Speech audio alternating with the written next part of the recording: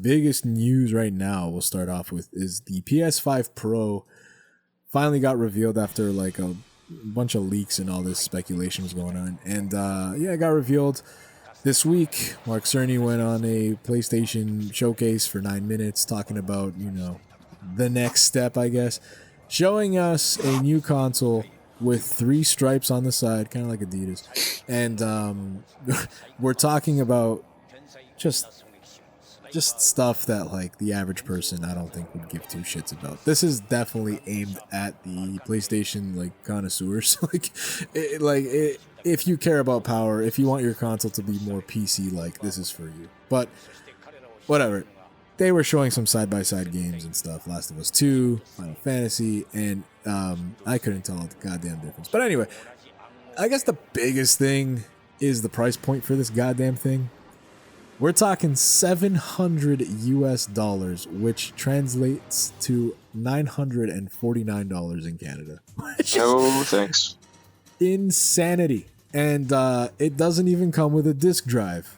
So if you want to get the disc drive attachment, that's like another $80. So now we're talking like $800 American, which is like $1,050 here. It's like it never ends. Doing like Apple here.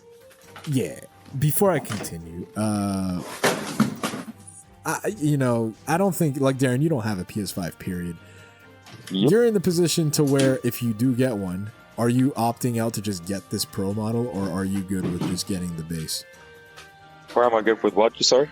Getting the base model, like just the regular. Oh, the OG, yeah. The OG, yeah, for sure. I just getting the base model for sure. Like, but I'll stick to my retro gaming console, which is the PS4. Oh, goddamn. We're talking hypotheticals. Yeah, I get you. But I wouldn't go all out for this. I don't need that amount of power or anything like that. Just for the basic kind of gaming that I do. So yeah, it's not really fit for me. Right. Yeah, that's kind of what I figured. Chris, how do you feel about the PS5 Pro? Is this something you're interested in at all? No. Here's the thing. Going back to Darren for a second. When I got I had the PS3 for like the longest time, right? Mm-hmm. So I had the PS3 for the longest time. It's my favorite system of all time. And then the PS4 came out. And I remember my friend David got the PS4. And I would go to his place and play it. And he had like early games at the time. I'm forgetting, but like Watch Dogs was one of them. Watch Dogs came in with like big fanfare at the time.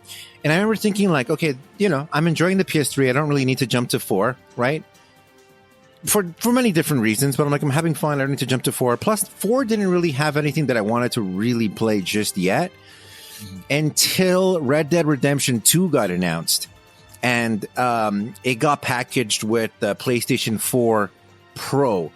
Once the PlayStation 4 Pro was announced, I forget what the price was at the time, but I remember thinking, hey, that's not too bad. For a guy like me coming from the 3, and I don't even have the 4, to make I believe, I could be wrong, right? You might know it's better than me. I believe when they announced the PS4 Pro, the PS4 regular, it dropped in price. Like it went down. I forget. It just made it a lot more accessible. Yeah. And I remember I was mulling it over. And I think I had Ryan over. I'm like, you know what? Fuck it. I'm going to pull the plug. Let's go buy the thing. Went over, then we purchased it, right?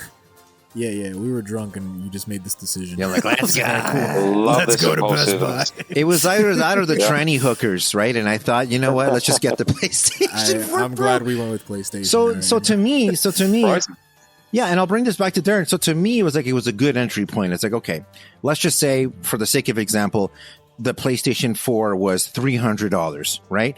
The PlayStation 4 Pro was $450. Going from a 3 to a 4 for $300, and then for $150 more, I get the Pro model, which, like Ryan was saying, for me, I don't really care about the bells and whistles, about like the frame rate or any of that bullshit, right? For me, it didn't really matter. But what I did like was the storage. And when you play some of these bigger games like Call of Duties and some of these other big ones that can sometimes take up like 200 gigabytes, right? I'm like, I do like the idea of not having to delete half my games anytime I get a new one. So that to me was a big selling point. But fucking Red Dead Redemption 2, man, that to me was like, all right, now I'm in. I want to play it. I want to get it. They bundled it. And I'm like, that's the one I want to get. So that's a lot of gigabyte there. Yeah. So wrapping it back to you, Darren, is why the fuck would you jump to the PlayStation 4 Pro, or economically it's It's insane. And not only that, you know, you joke about it, but you're right. You can still play a lot of these games on your PS4, right? They're not going to look as sharp. Might take a little bit longer to load. You might have to delete half your hard drive just to install one of these games, but you can still play it. Yeah, I can get over it. No problem. So where's your motivation to buy it, right? $1,000? That's steep, dude. That's steep. In this economy, no thanks. Right. In this economy. So I saw that comment. yeah, and then just today, when I was getting ready to do this show, I was reading somewhere that Sony's going to begin to sell refurbished PlayStation 5s for about $300 or half the price, whatever it might be, US dollars. So that might be a little bit of a better way to get it. But the last time I bought something refurbished, I had a bad experience with it. I bought an iPhone 12. I'm like, well, this is the last time I'm buying something refurbished just because the battery wasn't up to snuff, right? So I'm like, you know what? Next time, just buy the thing brand new. Yeah. Well, there's the thing. I've always waited for the PS5 to drop in price, right? That's one of the things I wanted to do. I can't justify spending as much money, right? For console, when I play PS5 games. Again, I've got it's an older console, whatever, but it still does exactly what pretty much the PS5 does. And again, I'm just a basic gamer here. You know, like rolling through these basic games, the Uncharted and stuff like that, my favorite, and the Last of Us, my favorite games. But I didn't need it for anything more than that. Red Dead as well. I did smack up Red Dead.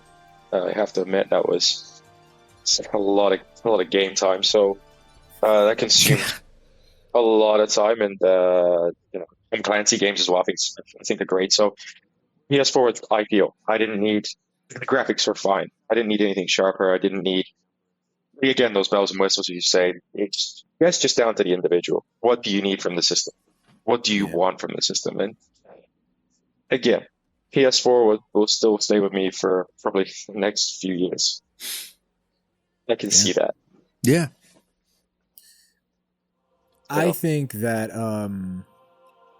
let me talk a little bit more about it though. It's gonna have 2 terabytes of storage. Which Chris, you said that was like a big selling point for you is the storage. 2 terabytes is pretty. I guess it's pretty good. You know, it's better than the 1 terabyte, especially because now games are like 100 gigs. You know, a game. You get 10 games that are 100 gigs. That's it. Your thing's full. So that's cool. And then I guess the biggest thing, the whole point of this console, from what I gather, is they want you to stop choosing between graphics mode and performance mode, right? That's their whole selling point. They're trying to tell you that the GPU is going to be more upgraded. AI upscaling technique that they have called the PlayStation Spectral Super Resolution, very nerdy shit. They have these new things, and it's like, oh, hold on a sec. Sorry, I'm on the phone. They have these new things, and it's like, that's fine, but like this isn't really doing anything for me that I'm already kind of not getting from the PS5. Like the PS5 promised us all this stuff already and it didn't do it. So it's like for this PS5 Pro to start promising us the same things, whether or not it's going to do it is, you know, yet to be seen. I don't think we live in a world though where a system like this can easily make us stop choosing graphics mode or performance mode. I don't think we're there. I don't think that's possible. There is no way it's going to be able to run 4K 60 FPS. There's just no goddamn way. And they're trying to sell us that here. And I also think that, you know, price point aside, which is insane, but like, you know, again, it kind of like what Darren's saying, like, he's good with his PS4 because it's basically playing the PS5 games. There is no new game coming out with this. I think, Chris, like you with Red Dead, if GTA 6 came out with this, if this got announced along with GTA 6, then this is a different conversation. I almost feel like people would be way more positive about it because there's almost a reason to do it. Price point and all, like I'll give it to them. But you're just basically saying, here's this new thing. It's fucking awesome. It runs the games. It's gonna run all the games at like 60 FPS. You know, so they say. They use the word that we target 60 FPS 4K. I hate that thing. But like they're showing us games that we've already played or beaten. Like it's like what? This is gonna make me go back and play this shit again just because I could see more grass now? It's ridiculous, man. There's no clear selling point for this. There just isn't. like I said, I think the only thing they could have done was bundle it with GTA 6, but that's clearly not what they're going for. But that would have helped, you know? I think that would have helped. And I guess my final point is, if we're going to drop $1,000 on a PS5 Pro, at this point, I say take the $1,000, start building a PC for yourself, because that is going to give you way more bang for your buck, and it's going to look better, it's going to run better, you get to play whatever you want in the whole wide world, and you know, I think you're just much better off, man, because this is insanity, dude. Darren, Chris, do you have anything to add? Any more words? Yeah. I wanted to say one other thing, but Darren, go ahead. No, I was gonna for me, really. Like, it's again, I'm still biased towards PS4, and as Ryan said, it's like, if you want something that's gonna sort of, you know, generate that much power and to get your aesthetics with graphics or whatever, you know, save the buck or get bang for your buck even, and just build your own system, build your own PC. You're gonna get more value out of it. I totally agree with that. Again, PS4 gives me exactly what I need. She's an old girl, you know, good care of her, and you know, she provides a great service. She knows when to go to bed. Sorry? She knows when to go to bed. Oh, she's a good one. Yeah, she doesn't answer back either. It's fantastic. God, Jesus Christ. Here's the thing. When the PlayStation 5 came out, the PlayStation 5 that came out, you know, 4 or 5 years ago, whatever it was, there really also wasn't any game that was making me buy the PlayStation 5. But I did know that it came with a controller. It came with a stand. It had a disc drive, at least the one I wanted, because you can get the digital or the disc drive, save yourself the $100. So, and it was backwards compatible for most PS4 games, I believe. I forget how they label it, like 80% or 90% of the games, the most popular games, whatever the fuck that means. So I knew that was good. The other thing is that it had a 5-hour game called Astros Playroom, which was just a nice little tribute to Sony and the PlayStation. It's a very cute game. And so that it came included with that. And to me, in my opinion, that game, Astros Playroom, is one of the, in terms of everything I've played so far, it's one of the best games when it comes to like haptics and how the controller feels and the vibrations and everything else. It's a really, really cool game.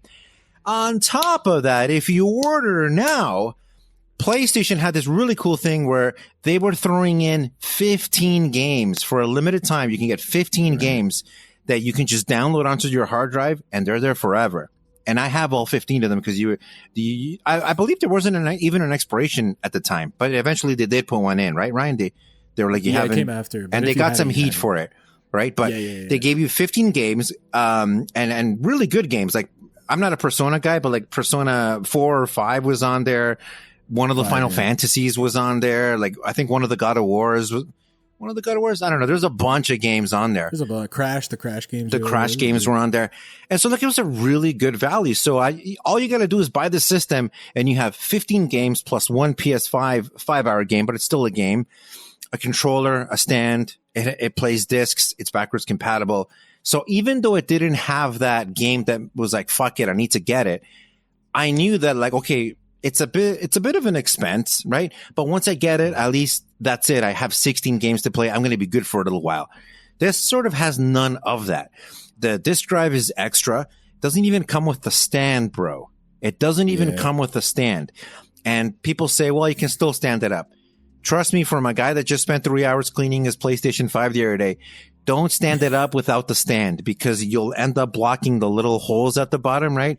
So that little stand, even by keeping it half an inch off of wherever the fuck you're putting it, it allows the system to breathe. So there isn't that immediacy. And even if I had a PlayStation 4 right now and I was still rocking the PlayStation 4, there would be no reason for me to spend $1,000 to get the PlayStation 4 Pro, and that with zero games, no disc drive, no stand. How much is a stand? Like $40 or something like that, right? It's just the entry point's ridiculous. Now, half price refurbished PlayStation 5, that's when I might go down that route. But still, it's just, there's not much there right now. And like Ryan was saying, like this promises like 8K and ray tracing. I want to meet this ray tracing person. Sounds like the HR person. Mr. Ray Tracing is on the phone. I'd like to speak with you. Fuck off. But, and here's the other thing is you can say that, it'll be able to do 8K and ray tracing and 60 frames and this and that. But the people that are making these games need that infrastructure to build to that 8K that, you know, a small indie thing with like 10 employees and, you know, a limited budget wouldn't even be able to get up to 4K. Right. Mm-hmm. So I'll say this and I'll end it on this. If I'm Nintendo right now, I know that in my board meetings right now, every Monday we're getting excited about the Switch 2 and we're getting excited about the release date and we're getting excited about pricing. And 100% Nintendo is watching this and seeing what Sony's pricing their PlayStation 5 Pro at. And that no doubt in my mind, they're already thinking, how do we beat that price? How do we give the consumer better value? Right. And Nintendo, say what you want about they never drop the prices on their games more than like 20, 25%, right? Et cetera, et cetera, et cetera. They do know where to plug in the value. And I could see Nintendo Switch being like, hey, you know what? It's going to cost $4.99, right? But you're going to get, I don't know, 6 months of Nintendo, you know, online or whatever. You're going to be able to play Super Nintendo games, N64 games. So for $4.99, you're going to be able to already play it. And you're going to get a nice collection of games that you can play for 6 months for free, right? Because they are good at building sort of that value without cheapening its brand and without saying the Switch 2 is going to cost $7.99 or something insane like that. And that's all I got to say about that. Another thing to consider as well. I mean, I look at you two as your mates that probably, you know, probably my most hardcore video gamer guys I know over here anyway. But the types of games you play are like, again, they're remakes, they're like older games. I was just checking out Metroid as well, and like that, you know, you're not really getting the aesthetic, the good graphics of that, you know, that you'd want the new PS5 to really sharpen up. You don't give a fuck for that stuff. I actually looked at Ace Combat 7 that you're playing as well. Holy shit, that looks really good. Yeah. I thought that would be like kind of blocky or something, but that's really sharp actually. I'll take that one back. But yeah, you guys like to play a lot of remakes and stuff like that. Your Final Fantasies, and then a lot of the crowd out there right now. You know, your Apex Legends and fucking Fortnites and shit. No one gives a fuck about graphics these days. I swear. You're going back to the old retro games. There's nothing, again, that's coming out right now that's really getting the crowd excited. For me, no. Like, again, if there was this one outstanding game that was coming out for a PS5 that really drew me in, potentially, say if they made an Uncharted and it actually looks fucking real without Tom Holland, I would be down. You know what I mean? Jesus Christ. I tried to get that one in there, but I like that. This podcast is just me reviewing movies, and then you guys disagreeing with it, and then just burying me for the next eternity of the show. Fuck you. That's the good dynamic. Point break a good habit, right? Yeah, I know for sure. Now you make a good point. Yeah, like me personally, I'm definitely more of a gameplay first before graphics. Same. You know, if it's good, it's. I'll give me the frames, right? Yeah. Like I obviously I'll care what the visual style is and stuff. Like there's definitely been things that have come out that don't speak to me, but at the end of the day, I don't need it to be 4K realistic and all that. You know what I mean? Like a lot of the games I'm a big Nintendo fan. They don't give two shits about making shit super realistic. You know, they're all about, you know, the gameplay's got to be tight. It's got to be fun.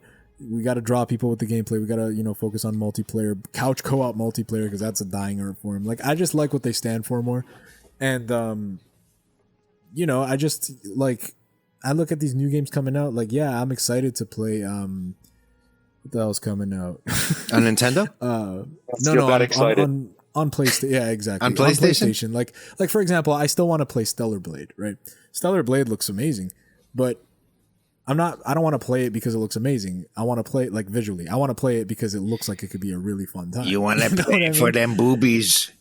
Play for them boobies. You want to see the get. That girl's such a baddie. Your wife walks in, Ryan. Why is the game on pause and you're just staring at her? Right? She'll know why. But it's okay. She doesn't listen to a show, so that's funny. No, but you know, like again, like Final Fantasy VII Rebirth. That's a good example. I love that game. That game was fantastic. One of the main reasons I bought a PS5 just because I knew they would make, you know, Final Fantasy games for there. But at the end of the day, it's like, yeah, it looks fantastic, but I love the battle system. I love the gameplay. I love the writing. I love the story. That's all I really give a shit about. Like, it looks great, and that's a bonus for sure.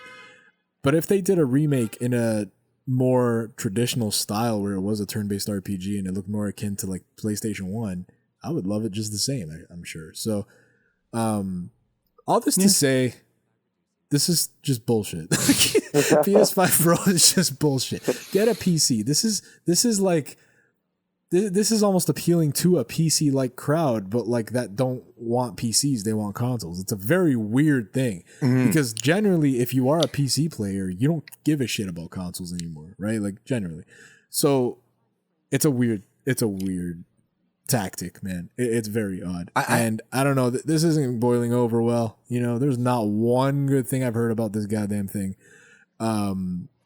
And it really seems like no one's gonna buy it. So I'll be interested to see its sales, and I hope it's telling. Like I hope Sony like gets the message. And I feel like I'm gonna say this a lot on this podcast. That's just the first time, but I hope they get the message.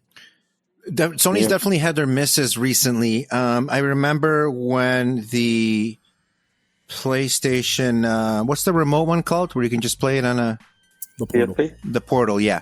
The Portal. I remember we previewed that, and Ryan was very negative on it. But then it ended up being actually really good. It got well reviewed, and people were like, holy shit, it's actually pretty good. I even told you at a family thing that I was considering getting one. Yeah, so much so basically what this is, Darren, if you don't know about this thing, it's basically a handheld that allows you to play the PlayStation 5 on this handheld thing. But it's got no it's got no computer inside. It's got nothing else. So you can't just like take it to the mall. Well, you can take it to the mall with you. But all it does is it casts the game onto there. So it's got like Wi-Fi capability, right? So if you go to Tim Hortons, you can connect to the Wi-Fi, log in, and you can play your PlayStation games from home on the go. Problem with that is, you know, internet connection's very wonky, right? And things like that. But if you're just keeping that thing around your house or around in the backyard or anything like that, maybe the wife wants the TV to watch whatever, it's like a perfect little thing, right? And so it did find an audience, and it did have pretty good sales. So that actually ended up working out okay. Whereas the PlayStation VR 2, which came out last year, that one, you know, came in with all this pomp and circumstance, and we have all these developers and all these games coming out, and that one hasn't gone over as well, and there haven't been enough games developed to make it worthwhile for a lot of people to drop. I think it's like $600-700 still. It's a lot. So it's a bit of an entry point, right? And so when you look at a thing like Nintendo, you know, the way they've priced their Switch, and I realize it's an older thing, and it came out in when did the Switch come out? 2016 or something like that? 17, right? You know how many 4K games exist on the Switch? Zero. There's no 4K games.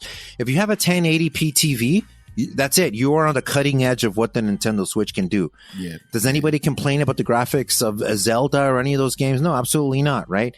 It's a nice blend that they've created. And when PlayStation prices something like this, that expensive, now you're dangerous getting into, well, if I'm paying this much for just a little bit more, I can get a nice PC with a fucking NVIDIA card and you know, one of those fancy keyboards that you guys like with all the colors and shit, right? You can really get something top notch. And on top of that, you have access to Steam, which opens up, I don't know how many games are on there, but it's got to be in the thousands, right? So you have a lot, wider of an entry point. When it comes to the Nintendo Switch, what I'm curious about their pricing is I don't think they're going to price it too high, because again, if they start pricing that handheld too high, you're going to become dangerously close to the Steam price. The Steam price is the other handheld. And then at that point, for a guy like me, for example, who I'm a Sony PlayStation loyalist, and Nintendo Switch is definitely number 2 and Xbox a far third, I'd be more looking at, well, I kind of like the Switch, but at $599 for the Switch 2, I can just spend another $150 and get maybe a Generation 1 Steam Deck, or maybe a new generation Steam Deck on the lowest, you know, entry point, because there's like 2 or 3, there's a good, better, best, right? So that's the danger that they're running into. Now, this could all be for naught, and we might have a giant egg on our face, and the PlayStation 4 Pro, 5 Pro sells surprisingly well, and yada yada yada. But so far, most of the reception that I've seen online and in the forums where Ryan goes, it's been a lot of negativity, which I usually just try to stray away from and look at the positive, but I haven't found too much positive. And yes, there is going to find any. Yeah, there is going to be the odd person that's got $1,500 laying around, and they're going to want to pick it up and pick up a game and an extra controller and a stand and maybe get the disc drive. But it's a tough sell. And I always joke around about it. But here's the last point: in this economy, come on, that's a tough sell. That's all we need to say. In this economy, are you kidding me, man? Are you crazy, Tony? Anyway. I guess all I'll say, just to finish my point, the Nintendo argument is interesting because they have one thing that the other two wish they had, and that's just fucking good games and good IP. Like that's the thing. You can't, unless like the Steam Deck, yeah, for sure you can get it, but at that point, like for you to play Nintendo Switch games, you need to get into emulation. You need to maybe, do some things that aren't quite legal, and it's like, if we're just talking authentic, like face value authenticity, that like what can and can't you play, Nintendo has that edge. So I get the point. I get what you mean by like they can't price it too high because then that makes the consumer look at other options at that point.